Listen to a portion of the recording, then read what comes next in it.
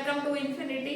सो students, जैसा कि अभी तक आपकी बुक्स मार्केट में अवेलेबल नहीं है, तो जब तक आपकी बुक्स अवेलेबल नहीं है तब तक हम पुरानी बुक से ही रिवीजन करते हैं, प्रैक्टिस करते हैं मैथ्स की। ओके, जैसे ही आपकी बुक्स हो जाएंगी हम नई बुक का सिलेबस स्टार्ट कर देंगे।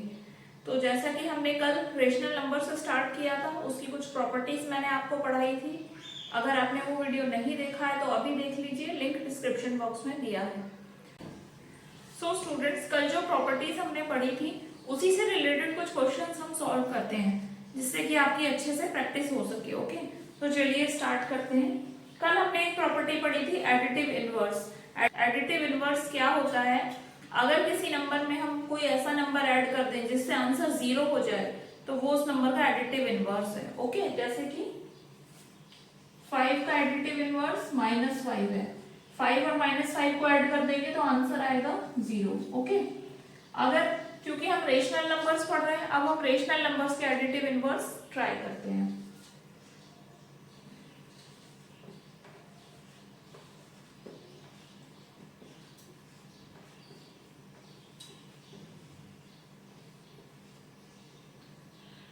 जैसे कि 1/2। मैंने आपको कल भी बताया था, एडिटिव इनवर्स अगर आपको लिखना है, आप सेम वही का वही नंबर लिख दीजिए, बिल्कुल सेम, बस आपको साइन चेंज करना है। जैसे कि 1/2 का एडिटिव इनवर्स क्या होगा? नंबर है वही का वही लिख दीजिए, 1/2 का 1/2। यहाँ ये पॉजिटिव है, अगर नंबर के आगे कोई साइन नहीं लगा है मतलब वो नंबर पॉजिटिव है। ओके, प्लस साइन है, तो यहाँ पे आप इसको नेगेटिव कर दीजिए। 1/2 का एडिटिव इनवर्स है -1/2।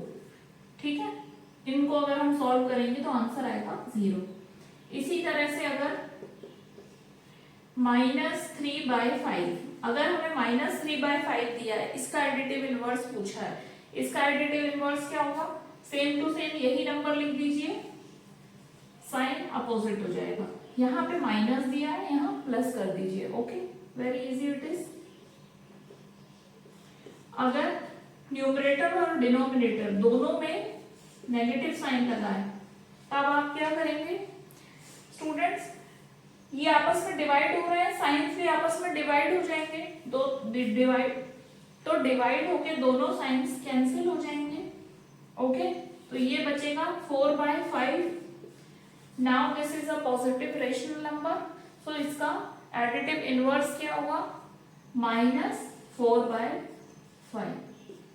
ओके, अगर हम इसे सॉल्व करेंगे तो आंसर आएगा 0। इसी तरह से 6/10। 6/10 का एडिटिव इनवर्स क्या होगा? -6/10। ओके, तो students, I hope additive inverse आपको अब क्लियर है। और प्रॉपर्टी हमने कल पढ़ी थी, दैट इज मल्टीप्लिकेटिव इनवर्स। 2/3, इसका मल्टीप्लिकेटिव इनवर्स क्या होगा? आपको जस्ट इसका रेसिप्रोकल कर देना है, न्यूमरेटर की जगह डिनोमिनेटर एंड डिनोमिनेटर की जगह न्यूमरेटर लिख देना है। ओके, जैसे कि 2/3 का मल्टीप्लिकेटिव इनवर्स होगा 3/2। अगर हम इसे सॉल्व करेंगे तो आंसर आएगा 1। क्यों? 3 से 3 कैंसिल हो जाएगा एंड 2 से 2 कैंसिल हो जाएगा, डिवाइड हो जाएगा। ओके, सेम ऐसे ही 3/4, इसका मल्टीप्लिकेटिव इनवर्स क्या होगा? 4/3। जब हम इसे सॉल्व करेंगे, डिवाइड करेंगे तो आंसर 1। आपको जस्ट रेसिप्रोकल लिखना है। एक माइनस साइन का भी मैं करके दिखा देती हूँ। अगर लिखा है -2/5, -2/5 ये एक नेगेटिव रेशनल नंबर है, इसका मल्टीप्लिकेटिव इनवर्स क्या होगा? -5/2। ओके स्टूडेंट्स, अब हम इसे अगर सॉल्व करेंगे तो इसका आंसर आएगा 1। साइन आपको लगाना है। नेगेटिव रेशनल नंबर का मल्टीप्लिकेटिव इनवर्स भी नेगेटिव होगा, बस नंबर्स को रेसिप्रोकल करना है आपको। एक और एग्जांपल देख लेते हैं। अगर मान लीजिए दोनों नेगेटिव हो, -1/-2, तो दोनों माइनस है, दोनों डिवाइड होके कैंसिल हो जाएंगे, माइनस से माइनस कैंसिल हो जाएगा, ये एक पॉजिटिव रेशनल नंबर रह जाएगा। ओके, इसका मल्टीप्लिकेटिव इनवर्स क्या होगा? जस्ट रेसिप्रोकल कर दीजिए, 2/1। So additive and multiplicative inverse property I hope आपको अब क्लियर है। ऑब्जेक्टिव में अक्सर ऐसे क्वेश्चंस आते हैं स्टूडेंट्स। ओके, चलिए आगे बढ़ते हैं। सो स्टूडेंट्स नेक्स्ट क्वेश्चन देखिए, name the property used under multiplication. ये कुछ क्वेश्चंस दिए हैं आपको, सिर्फ इन क्वेश्चन ये सॉल्व है, आपको बस ये बताना है कि कौन सी प्रॉपर्टी इनमें यूज हुई है। Okay, -4/5 into 1 into -4/5। इस क्वेश्चन में आप देखिए, ये क्वेश्चन है -4/5 इंटू 1। इधर पे क्या किया गया है, बस इनकी प्लेस चेंज कर दी है, पहले 1 लिख दिया है, फिर बाद में -4/5 लिख दिया है और उसे सॉल्व कर दिया। तो ऐसा क्वेश्चन जिसमें नंबर्स की प्लेस को एक्सचेंज कर रहे हैं, कल हमने पढ़ा था ये कौन सी प्रॉपर्टी होती है, इसे बोलते हैं commutative property.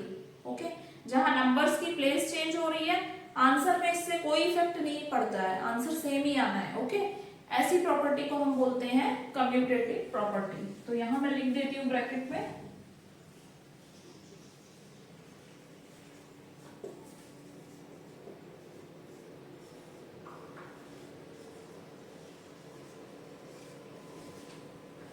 Next question -13/17 -2/7 -2/7 into -13/17। Okay, ये सॉल्व नहीं है बट हमें बस प्रॉपर्टी बतानी है, सॉल्व नहीं करना है। ओके, यहाँ पे भी आप देखिए -13/17 पहले लिखा हुआ है, यहाँ उसे बाद में लिख दिया है, और -2/7 यहाँ बाद में लिखा है, यहाँ उसे पहले लिख दिया है।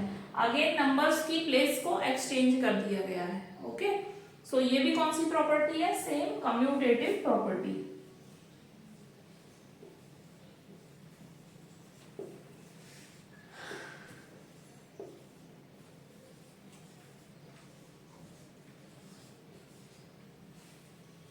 सो students next question, -19/29 29/-19 is equals to 1। इन दोनों को मल्टीप्लाई किया जा रहा है। 19/29 इसका रेसिप्रोकल है 29/19। ओके, जब रेसिप्रोकल करके मल्टीप्लाई करते हैं, ऐसी प्रॉपर्टी को क्या बोलते हैं, अभी थोड़ी देर पहले ही हमने ऐसे क्वेश्चंस किए हैं। This property is known as multiplicative inverse.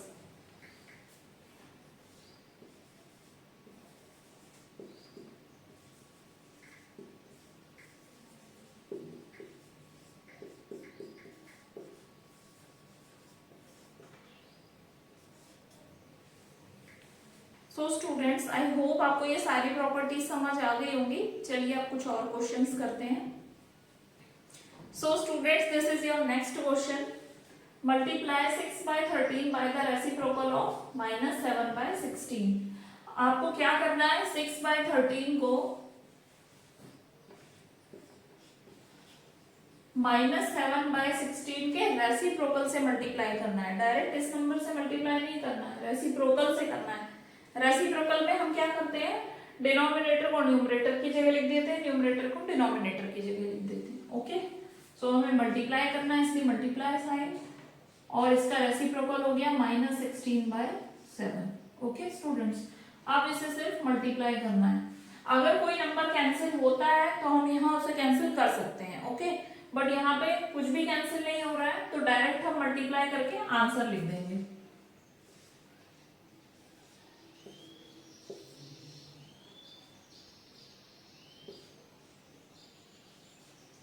Okay students, तो ये है आपका आंसर। ऐसे ही कुछ क्वेश्चन मैं आपको होमवर्क में दे देती हूँ, आप उन्हें ट्राई कीजिएगा और कमेंट सेक्शन में आंसर्स टाइप कीजिएगा। ओके, सो स्टूडेंट्स ये कुछ होमवर्क क्वेश्चंस हैं, आप इन्हें प्लीज घर पे ट्राई कीजिएगा और कमेंट सेक्शन में टाइप करके आपके आंसर्स मुझे भेजिएगा। ओके, सो आज की क्लास में बस इतना ही, मिलते हैं नेक्स्ट वीडियो में। Stay connected and keep learning.